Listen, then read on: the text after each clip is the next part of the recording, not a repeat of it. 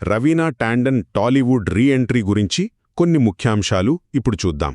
ఒకప్పుడు తెలుగు తెరపై మెరిసిన రవీనా టాండన్ గుర్తున్నారా? దాదాపు 10 ఏళ్ల తర్వాత మళ్లీ ఆమె టాలీవుడ్లోకి తిరిగి వస్తున్నారన్న వార్త వినిపిస్తోంది. ఇది ఆమె ఫ్యాన్స్లో, ముఖ్యంగా 90స్ల నాటి ఆమె నటనను ఇష్టపడేవాళ్లలో భలే ఆసక్తి రేపుతోంది. సరే, ఇందులో ముఖ్యమైన విషయాలేంటో చూద్దాం. మొదటిగా, రవీనా టాండన్ సుమారు 10 ఏళ్ల గ్యాప్ తర్వాత తెలుగు సినిమాలో ఒక ఇంపార్టెంట్ రోల్తో గ్రాండ్గా రీఎంట్రీ ఇవ్వబోతున్నారు. ఇది ఆమె అభిమానులకు నిజంగా పెద్దవార్తే కదా.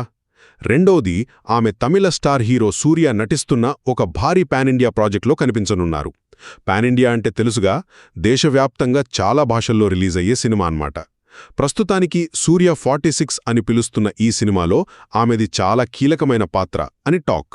మూడవది, ఈ సినిమాకి యంగ్ డైరెక్టర్ వెంకీ అట్లూరి దర్శకత్వం వహిస్తున్నారు. మంచి ఎమోషన్స్, పవర్ఫుల్ క్యారెక్టర్స్తో పాటు ఒక పెద్ద కాన్సెప్ట్తో ఈ సినిమా తీస్తున్నారంట. అందుకే ఇప్పటికే ఇండస్ట్రీలో, ప్రేక్షకుల్లో మంచి అంచనాలున్నాయి.